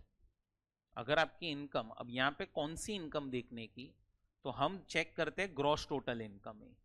क्यों? क्योंकि ग्रॉस टोटल इनकम अगर बेसिक एग्जम्पशन लिमिट से ज्यादा है तो आपको रिटर्न फाइल करना पड़ता है, आज ही पड़ा। तो रिटर्न फाइल करने के लिए कहने से पैन तो चाहिए ही ना, तो आपको पैन के लिए अप्लाई करना पड़ेगा। कब तक अप्लाई करना पड़ेगा? 31 मई ऑफ असेसमेंट ईयर, मतलब प्रीवियस ईयर में अप्लाई कर सकते हो, या फिर प्रीवियस ईयर खत्म होने के बाद और 2 महीने हैं तुम्हारे पास, 2 महीने तक अप्लाई कर सकते हो। मई में पैन अप्लाई करो ताकि जून में पैन आ जाए आपके पास, ताकि आप जुलाई में रिटर्न फाइल कर पाओ। अगर आप बिजनेस कर रहे हो या प्रोफेशन में एंगेज्ड हो एंड आपकी जो टर्नओवर है या ग्रॉस रिसीट है is likely to exceed 5 lakh rupees, तो भी आपको पैन के लिए अप्लाई करना पड़ेगा by the end of assessment, by the end of previous year. फिर थर्ड पॉइंट, अगर आप एक रेसिडेंट पर्सन हो जो इंडिविजुअल नहीं हो, आप एक रेसिडेंट हो, इंडिविजुअल नहीं हो, एंड कोई भी टाइप का फाइनेंशियल ट्रांजैक्शन कर रहे हो जिसकी वैल्यू 2.5 लाख या उससे ज्यादा है, 2.5 लाख या उससे ज्यादा है, तो भी आपको पैन के लिए अप्लाई करना पड़ेगा, कोई भी फाइनेंशियल ट्रांजैक्शन करो। एंड फोर्थ पॉइंट क्या बोल रहा है, इसमें एक छोटा सा करेक्शन है, इधर 3 अबाव आएगा।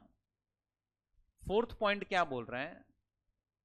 फोर्थ पॉइंट बोल रहा है कि जो भी पर्सन ने ये ट्रांजैक्शन किया है थर्ड पॉइंट में, उसका जो भी रिप्रेजेंटेटिव है वो फोर्थ पॉइंट में आएगा।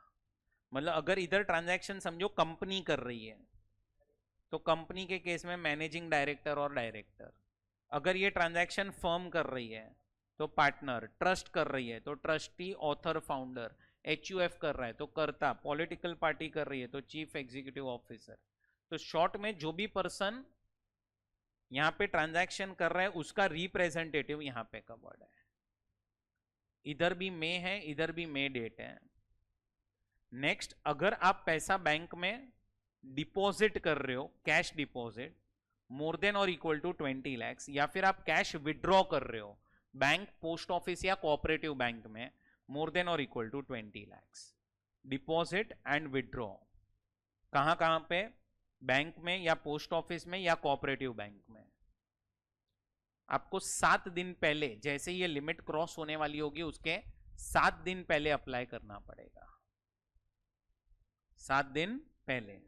एंड लास्ट, अगर आप बैंक में जाके या पोस्ट ऑफिस में जाके करंट अकाउंट ओपन कर रहे हो या कैश क्रेडिट अकाउंट ओपन कर रहे हो तो भी आपको 7 दिन पहले जाके ये पैन ऑब्टेन करना पड़ेगा।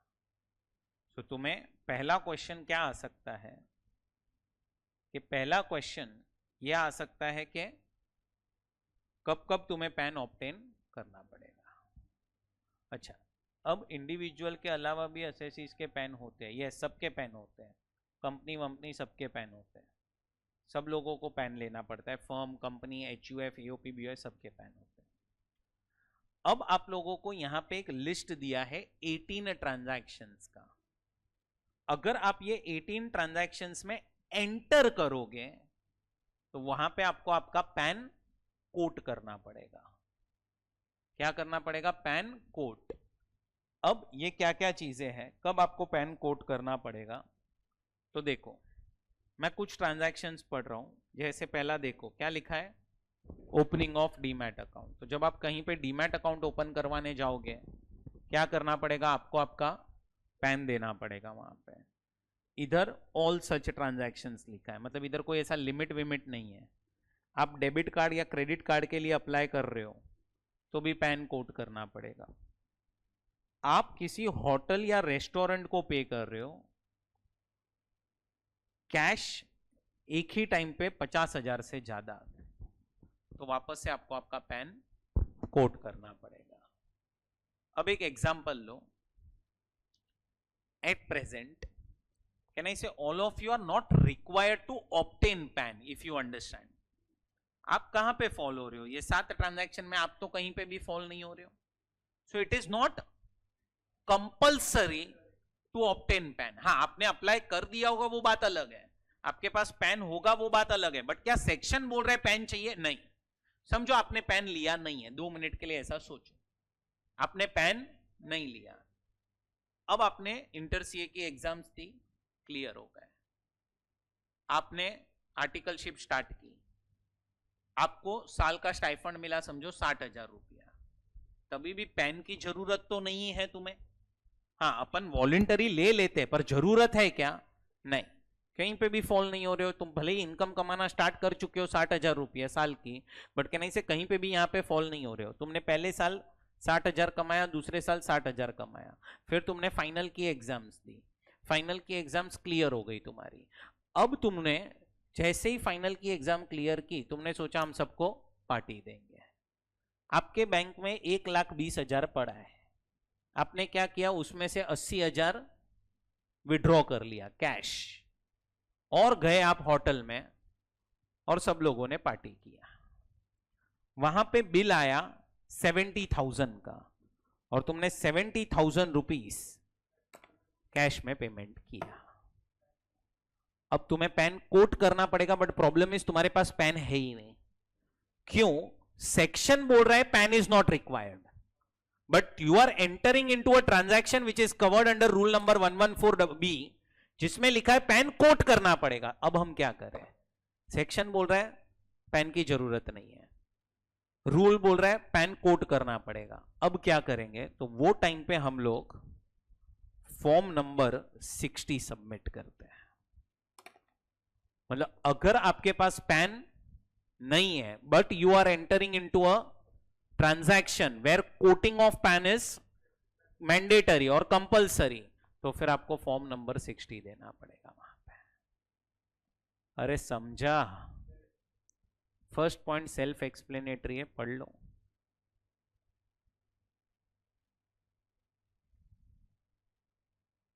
समझा? एंड लास्ट, अगर आपने पैन ऑब्टेन नहीं किया या फर्निश नहीं किया तो हम आपको 10,000 की पेनल्टी लगाएंगे। अब आपको एग्जाम में 2 टाइप के क्वेश्चंस आ सकते हैं। पहला ये पॉइंट पे आ सकता है, दूसरा तुम्हें इसमें से 4 या 5 ट्रांजैक्शंस देंगे और पूछेंगे कहां कहां पैन कोट करना इज मैंडेटरी। सो ये आपको सेक्शन अभी पढ़ना पड़ेगा बाद में। अब और एक सेक्शन आता है आधार। क्या आता है? आधार नंबर। अब ये चीज क्या है? बहुत मस्त पॉइंट है, समझो। अब है ना, लोगों ने क्या किया था पास्ट की अगर हम बात करें, समझो देव आपको पूरे साल में 25 लाख की इनकम आ रही है। अब आपने क्या किया पता है? आपने 5 अलग अलग पैन लेके रख दिए। पैन 5 ले लिया आपने, मतलब इनकम टैक्स के नजर से देखोगे तो 5 अलग अलग देव है, बट है एक ही देव, पर एक ही पर्सन ने मल्टीपल पैन लेके रख दिए। अब आप क्या कर रहे हो पता है, आपकी 25 लाख की इनकम आप 5 पैन में डिवाइड कर रहे हो, 5 लाख 5 लाख 5 लाख 5 लाख, टैक्स 0 0 0 0। सो लोगों ने क्या किया था, 5 5 6 6 पैन लेके रख दिए थे और अपनी इनकम को डिवाइड कर रहे थे वो पैन्स के बीच में, ताकि उनको टैक्स ना लगे। इसी रीजन के वजह से ये सेक्शन बनाया गया। समझना क्या होता है, तुम जब आधार नंबर लेने जाते हो, कहने से तुम्हारा फिंगरप्रिंट लिया जाता है, तो आधार नंबर में भी ऐसा नहीं है फेक नहीं बनते, बनते हैं वो भी, वहां पे भी चोरी होती है बट कम होती है बहुत। तो गवर्नमेंट ने क्या देखा, देव आपके पास पैन कितने हैं, 5, आधार आपके पास एक ही होगा। गवर्नमेंट ने एक प्रोविजन बना दिया, link your Aadhaar with your pan. Time हुआ 2017 में आया था, link your Aadhaar with your pan. अब आप आधार लिंक करो तो आपके पास आधार कितना है, कितने पैन के साथ लिंक कर पाओगे, एक ही, तो बाकी के 4 पैन वो लोग बोलेंगे इनऑपरेटिव हो गए।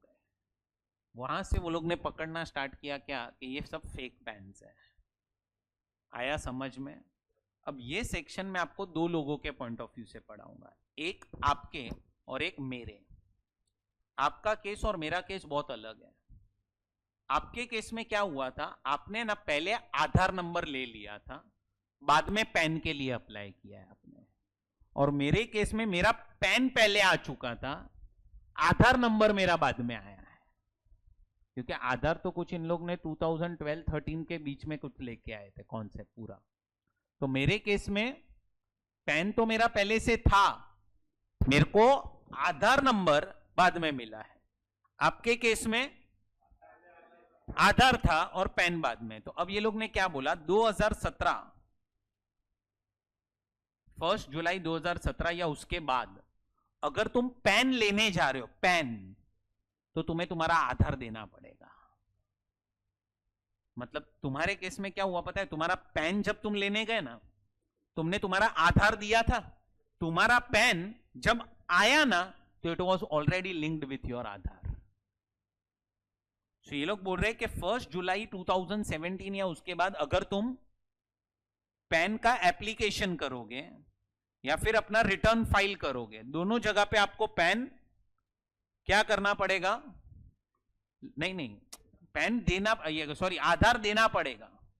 लिंक नहीं करने की जरूरत है, आपके केस में लिंक नहीं होगा, आपके केस में लिंक होके आएगा, आपके केस में लिंक होके आएगा, ऐसा नहीं है लिंक करना पड़ेगा, वो समझो आप लोग। तो ये फर्स्ट पॉइंट जो है ना वो आपके लिए है कि आप अभी पैन लेने जा रहे हो 2017 या उसके बाद, या आप अपना इनकम टैक्स रिटर्न फाइल कर रहे हो, you quote your this Aadhaar number with your PAN and with your return. So आपके केस में क्या होगा, आपका पैन ऑलरेडी लिंक होके आया है। मेरे केस में क्या हुआ था, मेरे को तो खुद को लिंक करना पड़ेगा। तो ये देखो, ये पॉइंट मेरे लिए है क्या, कि जिसके पास ऑलरेडी पैन है उसको क्या करना है, उसको लिंक करना है। आपका लिंक होके आएगा क्योंकि आपने आधार दे दिया था पैन के वक्त। मेरे पास तो पहले से पैन था और आधार नहीं था, नहीं समझा, तो मेरे को लिंक करना था। अब क्वेश्चन आता है सर लिंक करना था इसका मतलब क्या, तो समझो लिंक करना था,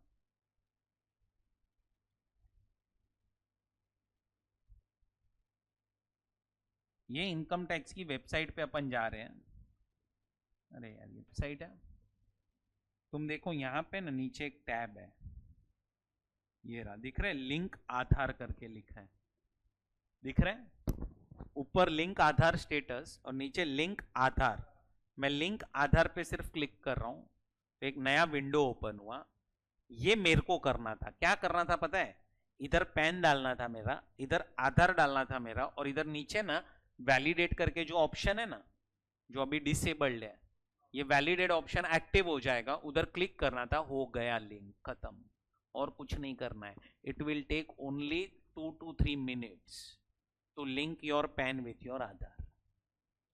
अब ये प्रोविजन आया था 2017 में, मेरे को बोला था कि भाई तू लिंक कर दे, मैंने तो कर दिया लिंक, क्योंकि अभी रिटर्न फाइल करने रहते तो लिंक करना ही।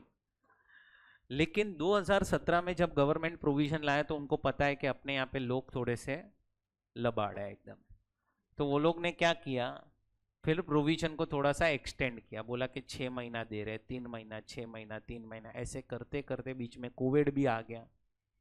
ये लोग पहुंचे 2022 तक पहुंचे ये लोग। बोला भाई अब तो लिंक कर दो। फिर उन्होंने बोला कि नहीं भाई अब अपने को कुछ ना कुछ फीस लगाना पड़ेगा तो लोग सुधरेंगे। तो अगर तुमने 1 अप्रैल 22 से लेके इसके बीच में लिंक किया तो 500 रुपया फी लगेगा, और अब से 1000 रुपया।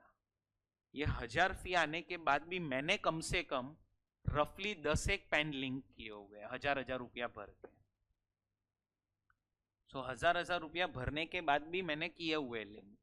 आप सोचो कब से प्रोविजन आया, 2017 से 22 तक लोगों ने लिंक नहीं किया था, और आज भी लोग ऐसे हैं जिन्होंने लिंक नहीं किया है।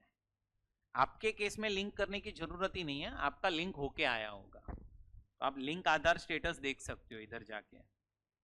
बट करना क्या है, इट इज 2 मिनट का काम है, पैन डालो, आधार डालो, वैलिडेट करो, खत्म। एक ओटीपी आएगा वो डाल के खत्म करो।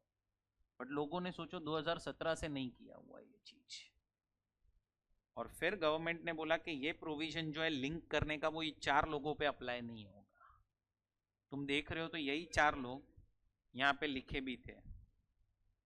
Following categories are exempted from PAN Aadhaar PAN linking: NRIs, not a citizen of India, age more than 80 years at any time during the previous year, persons who are residing in the state of Assam, Jammu Kashmir and Meghalaya.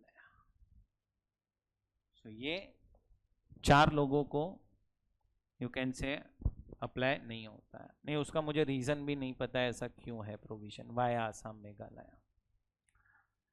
सो ये provision है। आया समझ में? आपको exam में question आ सकता है, theory question 4 mark के लिए, कि कब कब पैन लिंक करने की जरूरत नहीं है, मतलब आधार लिंक करने की जरूरत नहीं है। आया समझ में? सो ये आपका हो गया 139AA। एक लास्ट प्रोविजन 139B। 139B में क्या दिया है? तो 139B बोल रहा है कि TRP करके कॉन्सेप्ट है। क्या है कॉन्सेप्ट?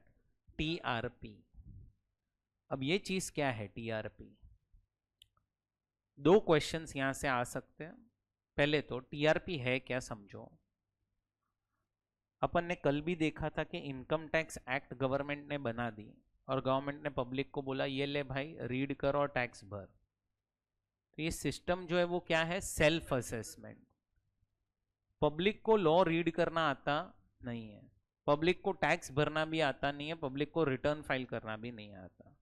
इसीलिए पब्लिक किसके पास जाता है? सीए के पास जाता है। गवर्नमेंट ने और एक ऑप्शन बना दिया, क्या? तुम सीए के पास भी जा सकते हो या फिर तुम टीआरपी के पास भी जा सकते हो। मतलब टीआरपी कौन है?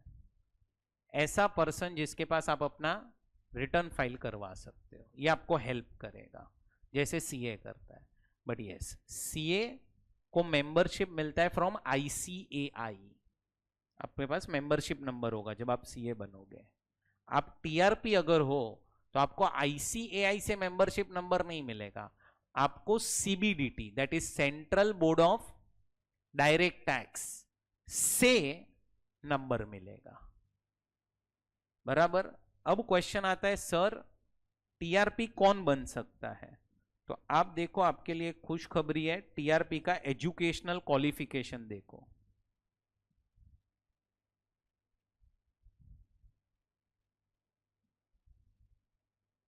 फ्रेंड्स बीकॉम हो गए, बीकॉम तो भी आप टीआरपी बन सकते हो, सोचो सिर्फ। या फिर सेकेंड लेवल एग्जाम्स क्लियर कर ली, कौन सी? सीए की, सीएस की, या फिर CMA that is cost and management accounting की, तो भी आप क्या बन सकते हो? टीआरपी। सो टेंशन मत लो, आप लोग सब टीआरपी तो बन ही जाओगे। ठीक है, बीकॉम तो हो ही जाएगा। सो टीआरपी तो अपन कंफर्म बन ही रहे हैं। अब ध्यान देना, सीए के लिए सैड है, बट ठीक है, कोई फर्क नहीं पड़ता है इससे। सीए के पास और भी काम है मैडम। अब ध्यान से सुनो, अब एक पॉइंट आता है एलिजिबल असेसी। तुम्हें एक क्वेश्चन इस पे आ सकता है और एक क्वेश्चन इस पे आ सकता है। फर्स्ट पॉइंट तो नहीं लिखोगे तो भी चलेगा। फर्स्ट, ये एलिजिबल असेसी का मतलब क्या, कौन कौन टीआरपी के पास जा सकता है, हु इज एलिजिबल, मतलब आप टीआरपी की हेल्प कब ले सकते हो। तो अगर आप एक इंडिविजुअल हो या एचयूएफ हो, और ये इंडिविजुअल एंड एचयूएफ दोनों रेसिडेंट होने चाहिए। आप रेसिडेंट इंडिविजुअल हो या आप रेसिडेंट एचयूएफ हो तो आप टीआरपी के पास जा सकते हो। मैंने इधर लिखा है नॉन रेसिडेंट नहीं चलेंगे, प्लस अगर आप ऑडिट में कवर्ड हो तो नहीं चलेगा। ऑडिट हो गया ना तो कंपलसरी किसके पास जाना है, तो कंपलसरी आपको सीए के पास ही जाना है। सो ऑडिट अगर एप्लीकेबल हो गया तो कंपलसरी सीए के पास जाना ही पड़ेगा। सो पहले तो रेसिडेंट इंडिविजुअल जा सकता है और रेसिडेंट एचयूएफ जा सकता है, किसके पास, टीआरपी के पास। नॉन रेसिडेंट नहीं जा सकता, इसीलिए इधर रेसिडेंट लिख दिया। प्लस अगर आपको ऑडिट एप्लीकेबल हो गया तो आप टीआरपी के पास नहीं जा सकते। तो ये एक क्वेश्चन आपको आ सकता है फाइनल सीए में, इस पॉइंट पे क्वेश्चन है एक। अब थर्ड पॉइंट पे आपको थियरी क्वेश्चन आ सकता है, टीआरपी कौन होगा, तो एक इंडिविजुअल होगा अदर देन 1 2 3 4। ये चार लोग टीआरपी नहीं बन सकते, ये चार लोग टीआरपी नहीं बन सकते। Number 1, any officer of a scheduled bank with which assessee maintains a or has other regular dealings. Second, any legal practitioner who is entitled to practice in civil court in India, chartered accountant. And last, employee of specified class or classes of persons. मतलब अगर आप employee हो किसके, specified class और classes of person के, तो आप TRP नहीं बन सकते। अब क्वेश्चन क्या आता है, स्पेसिफाइड क्लास और क्लासेस ऑफ पर्सन में कौन कौन आएगा। तो स्पेसिफाइड क्लास और class of person for this purpose means any person, कोई भी पर्सन हो is covered under specified class. तो अगर आप स्पेसिफाइड क्लास में कवर्ड हो और अगर आप उसके एम्प्लॉई हो, मतलब वो आपका एम्प्लॉयर है, कौन, स्पेसिफाइड क्लास वाला अगर आपका एम्प्लॉयर है, तो कहने से आप अगर उसके एम्प्लॉय हो तो you can not act as TRP. Any person is covered other than, तो इसका मतलब क्या, अदर देन मतलब क्या, तो अदर देन मतलब वो लोग स्पेसिफाइड क्लास में फॉल नहीं करते हैं। स्पेसिफाइड क्लास में सब लोग आते हैं, other than company and person whose accounts are required to be audited. खत्म, इतना याद रखो, बाकी सब कट कर दो आगे का। Other than company and person whose accounts are required to be audited.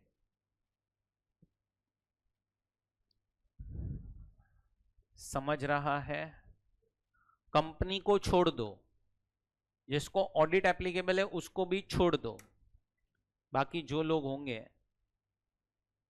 वो सब स्पेसिफाइड क्लास में आएंगे। सो ये आपका और एक सेक्शन कंप्लीट हो गया। आधार से एक ही क्वेश्चन आ सकता है, ये वाला, इस पे एमसीक्यू आ सकता है कि अभी फी कितना लग रहा है, तो अभी तो 1000 रुपया ही लग रहा है। वो डेट भी बहुत पुरानी हो गई है, 2022, तब का तो अभी क्वेश्चन भी नहीं पूछेंगे आपको, तो 1000 रुपया फी लग रहा है। टीआरपी से 2 क्वेश्चंस आ सकते हैं आपको। लास्ट ये एक सेक्शन होमवर्क में रहेगा 140 करके, क्या है, वेरिफिकेशन ऑफ रिटर्न। अब इसका मतलब क्या कि आप जब रिटर्न फाइल करोगे तो वो रिटर्न पे साइन किसका होगा, वो रिटर्न के ऊपर साइन किसका होगा ना, वो आपको देखना है। मतलब अगर एक इंडिविजुअल रिटर्न फाइल कर रहा है तो साइन कौन करेगा, अगर एक एचयूएफ रिटर्न फाइल कर रहा है तो साइन कौन करेगा। आजकल तो हम लोग सब डिजिटल सिग्नेचर अटैच करते हैं, तो डिजिटल सिग्नेचर अटैच हो गई तो भी चलता है। और इंडिविजुअल के केस में तो वो लोग आधार से भी वेरीफाई कर लेते हैं। अभी इंडिविजुअल के केस में तो डिजिटल सिग्नेचर की भी जरूरत नहीं है, बट कंपनी के केस में जैसे डायरेक्टर को साइन करना रहता है तो डायरेक्टर की हम डिजिटल सिग्नेचर लगा देते हैं। तो ये आपको रीड करना है। एग्जाम में इधर 4 मार्क के लिए क्वेश्चन आ चुका है। आपको 4 या 5 केसेस दिए गए थे और आपको लिखना था क्या, कौन साइन करेगा। सो अब आपको लिखना बहुत कुछ है ये चैप्टर के अंदर। 139(9) से स्टार्ट करके एंड तक लिखना है। अभी नहीं, अभी होमवर्क में रहेगा ये सब कुछ। अभी आप लोगों को मैं एक क्वेश्चन दे रहा हूं सॉल्व करने के लिए, उसमें एक आध दो पॉइंट है जो मुझे चाहिए कि आप रीड करो, फिर मैं आपको एक्सप्लेन करूंगा। ऐसे तो समझ जाएगा वो पॉइंट, लेकिन नहीं समझा तो मैं करूंगा एक्सप्लेन। क्वेश्चन नंबर 32 करके है, पेज नंबर 15.65 पे। ये क्वेश्चन आप लोग अभी सॉल्व करेंगे।